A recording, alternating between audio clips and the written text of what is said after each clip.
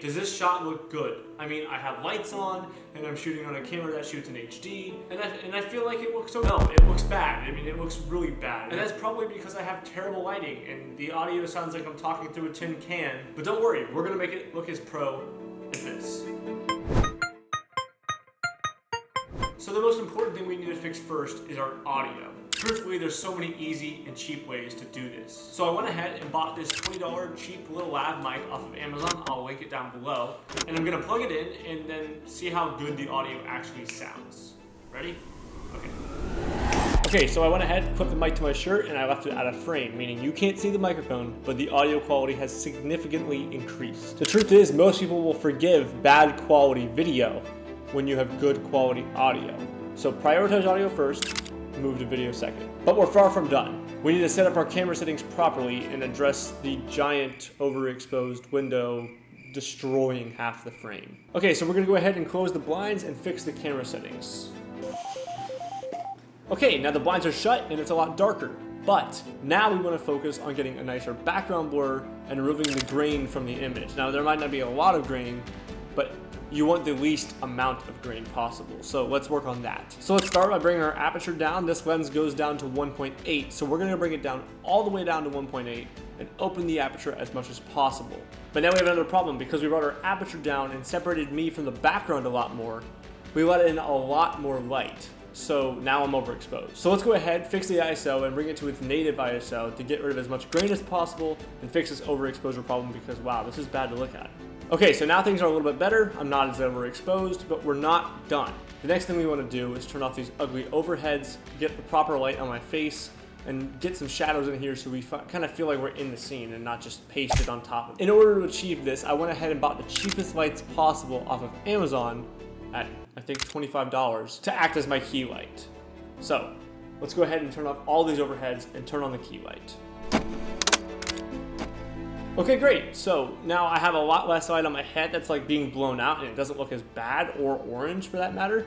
But the key light here, if you can't tell, super harsh shadows on me and we don't want that. So we have two options. One, I either dial down the light, but because these lights are cheap and we're trying to go as cheap as possible here, we don't have an option to dial down our light. But what we do have is this super cheap umbrella that came with the kit that we can stick on there and act as a diffuser. Now it opens. Don't open an umbrella indoors, they say, but I guess I've been doing this for way too long.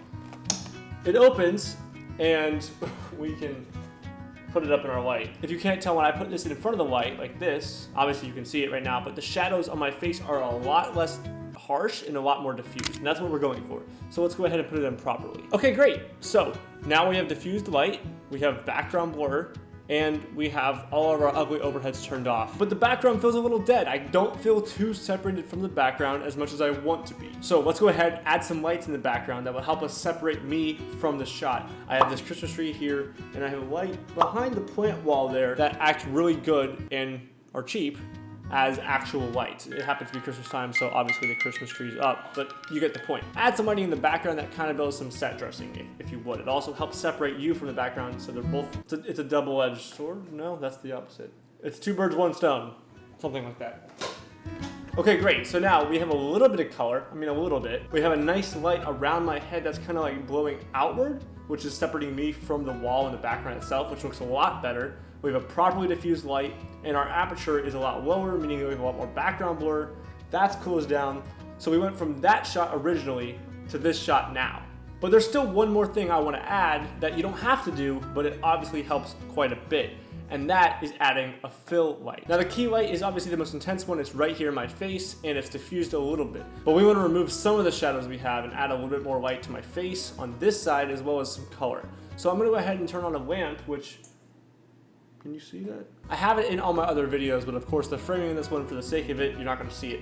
But you will see the light. So now we have this light. This shot on the same camera, on the same exact clip, looks a hell of a lot better now than it did in the beginning, especially with this fill light. The fill light is optional, it's not necessary. Obviously you saw that I looked okay before I added the fill light, but the fill light just adds an extra little flare that's quite beneficial to anyone's setup, truthfully. Now obviously you're not gonna get log settings to color grade your camera's footage or 4K or 40 megapixels on a cheap camera, especially a cheap DSLR like this that's old, but That doesn't matter if you have good audio and good lighting. You also benefit a little bit from set dressing, but truthfully speaking, what matters most is having good lighting and good audio. Those two things matter much more than your actual resolution, and on top of all of this, audio matters most because no one likes to hear what we heard in the beginning. Hey, does this shot look good?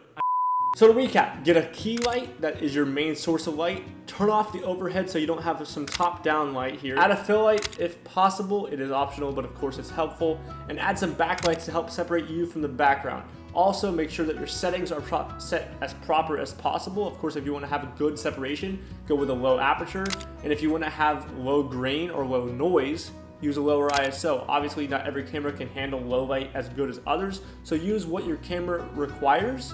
But use your lowest ISO, that's always the best benefit. Prioritize good audio over any sort of video whatsoever because you can shoot on a GoPro at 720p with great audio, and that will be an easier and better video to watch than a 4K camera shooting beautiful footage with terrible audio. But that pretty much sums it up. I shot this entire thing on a Canon 77D from like 2017, and it shoots 1080p at the highest. But there you have it. I hope this helps your videos look a little bit better. I hope it helps you increase your YouTube game or whatever you're trying to do.